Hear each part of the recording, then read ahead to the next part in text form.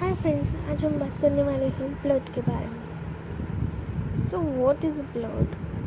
Blood is a body fluid present in the circular system of humans and vertebrates. मतलब blood एक body fluid है जो कि circulatory system में humans के और वर्टिब्रेट्स के प्रेजेंट होता है। इसका काम होता है to deliver necessary substances such as nutrients and oxygen to the cell। यानी इसका काम होता है सेल्स तक न्यूट्रिएंट्स एंड ऑक्सीजन पहुंचाना और सेल्स से कार्बन डाइऑक्साइड जो कि मेटाबॉलिक वेस्ट प्रोडक्ट होता है उनसे लेकर लंग्स तक पहुंचाना, जहाँ से वो एक्सक्रीट होता है बॉडी के बाहर।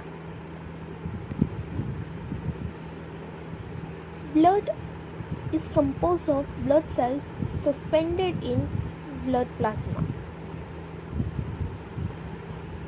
ब्लड दो चीज़ों से बना होता है, एक ब्लड सेल्स और दूसरा ब्लड प्लाज्मा। ब्लड सेल्स क्या होते हैं, ब्लड प्लाज्मा क्या होते हैं, हम आगे डिस्कस करेंगे।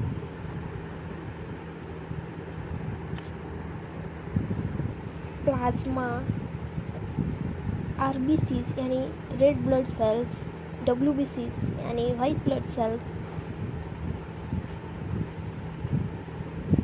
प्लाज्मा इज़ अ 92% वाटर, यानी प्लाज्मा जो होता है वो 92% वाटर से बना होता है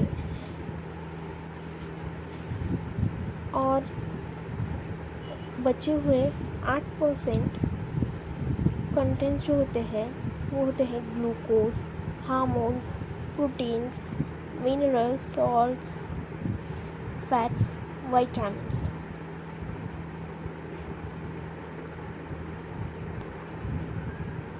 blood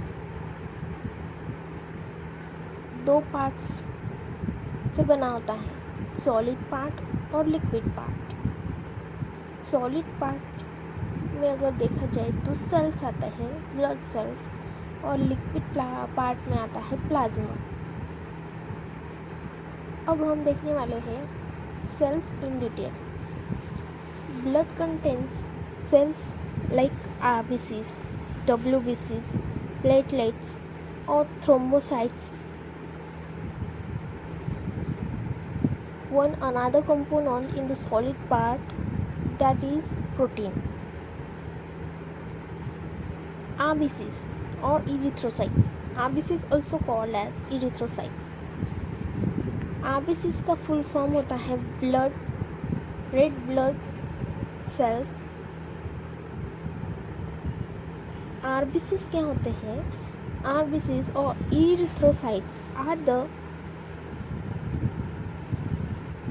unnucleated bioconcave cells filled with hemoglobin that transport oxygen and carbon dioxide between the lungs and tissue। यानी आरबीसी जो होती है वो अनन्यूक्लिएटेड होती है, यानी कि उनमें न्यूक्लियस प्रेजेंट नहीं होता है और उनका जो शेप होता है वो होता है बायोकॉन्केव, जो कि भरा हुआ रहता है हीमोग्लोबिन आरबीसीज के अंदर फिल्ड रहता है, या फिर वो प्रेजेंट होता है आरबीसीज के अंदर, जो कि ट्रांसपोर्ट का काम करता है ऑक्सीजन और carbon dioxide between lungs and tissue.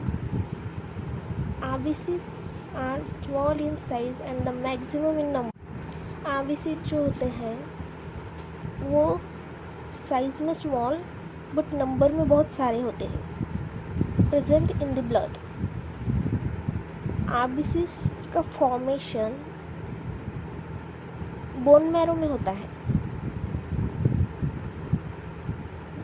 वैसे तो मैंने पहले बता ही दिया है, आरबीसीज में न्यूक्लियस नहीं होता, but in only mammals RBCs, mammals की जो आरबीसीज होती है उनमें न्यूक्लियस प्रेजेंट नहीं होता है।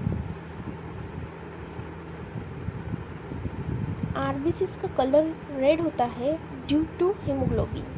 हीमोग्लोबिन के वजह से आरबीसीज रेड कलर की दिखाई देती है।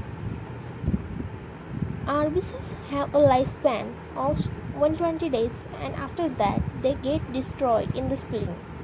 That is why the spleen is known as graveyard of the RBCs. इसका मतलब होता है कि आरबीसीज जो है वो सिर्फ 120 दिन ही जिंदा रहती हैं, उसके बाद वे डिस्ट्रॉय होती है। कहाँ पे? स्प्लीन में। वो आरबीसी जो होती है वो स्प्लीन में डिस्ट्रॉय होती है। इसकी वजह से स्प्लीन को graveyard of the RBCs भी कहा जाता है। Function of RBCs.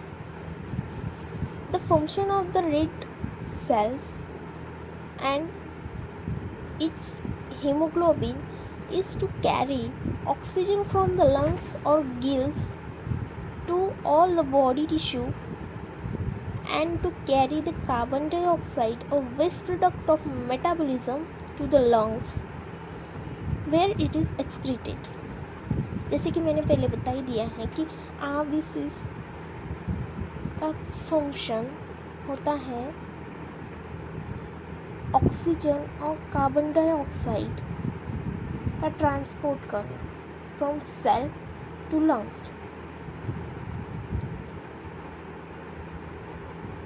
आरबीसीज के अंदर जो हीमोग्लोबिन प्रेजेंट होता है वो ऑक्सीजन कैरी करता है from lungs to the body tissue और फिर बॉडी टिश्यू से कार्बन डाइऑक्साइड कैरी करके लंग्स के पास वापस लाता है, जहाँ से वह कार्बन डाइऑक्साइड एक्सक्रीट होती है, बॉडी से बाहर निकाल दी जाती है। The haemoglobin is an excellent acid base buffer which is largely responsible for maintaining the pH of the blood. एक और काम जो आरबीसीज का की वजह से होता है, जो कि हीमोग्लोबिन की वजह से होता है, जो कि आरबीसीज में प्रेजेंट होता है। हीमोग्लोबिन ये एक एक्सीलेंट एसिड बेस बफर है जो कि जिम्मेदार होता है ब्लड की पीएच मेंटेन करने के लिए। Amount of RBCs in males, मतलब आरबीसीज की संख्या 4.5 to 5.5 मिलियन पर 100 ml ऑफ एचबी मेल्स के अंदर होती है और फीमेल्स के अंदर amount of RBCs 4 to 4.5 million पर 100 ml ऑफ एचबी होती है। Thank you.